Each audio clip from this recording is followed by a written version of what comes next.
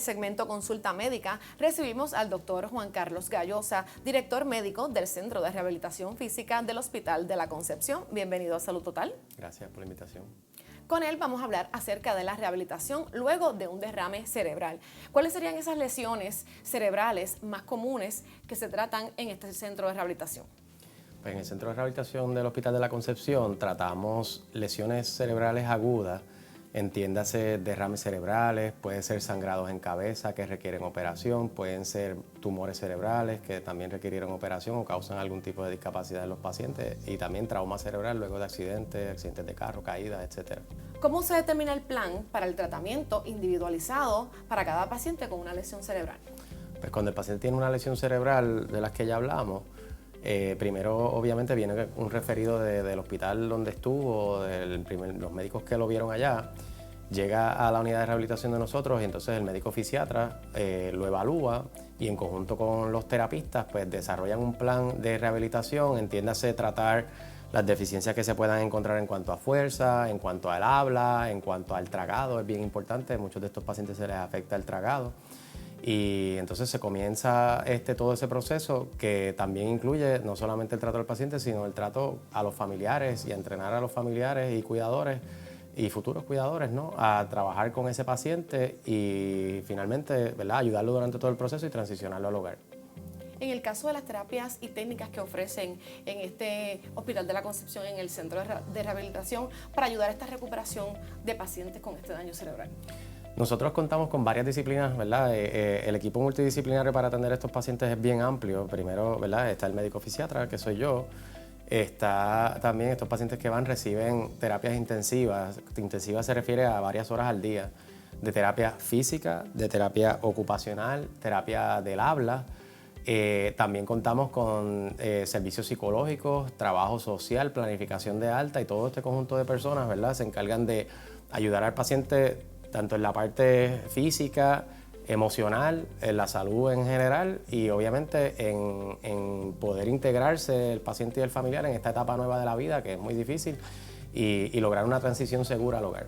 Que definitivamente es un tratamiento multidimensional, porque son muchas personas las que están ayudando al paciente para la rehabilitación. Sí, la realidad es que obviamente estos casos son muy complejos y no se pueden trabajar solos y es muy difícil también trabajarlos en la comunidad porque los servicios en la comunidad, pues los terapistas están en un lado, el trabajador social está en el otro, el médico está en otro lado, ¿verdad? Pero entonces en el centro contamos con todas estas disciplinas en el mismo sitio donde establecemos este plan.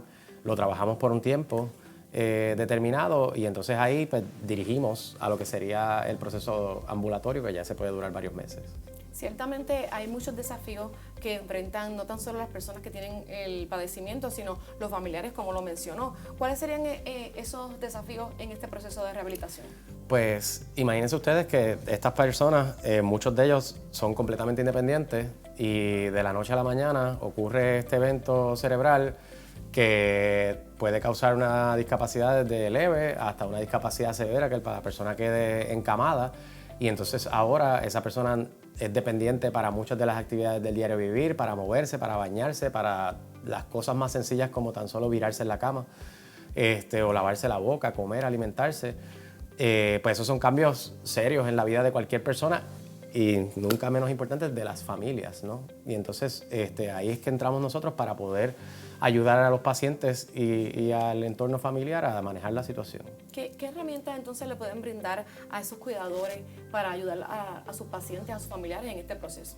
Pues durante el proceso de hospitalización, ¿verdad? Es permitido y motivado a que el familiar participe del proceso, que esté allí con el paciente, que vea los cuidados que le ofrecen los enfermeros, que vea los ejercicios que hace el paciente con los terapistas, cómo lo bajan de la cama, cómo lo sientan en la silla de ruedas, cómo lo llevan al baño.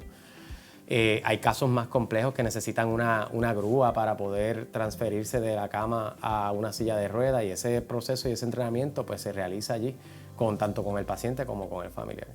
En el caso del tiempo que suele llevar esta rehabilitación, supongo que debe depender también de la condición o del padecimiento que tenga, pero hay unos factores que influyen también en la duración de ese tratamiento. ¿Cuáles serían? Sí, pues esa es muy buena pregunta.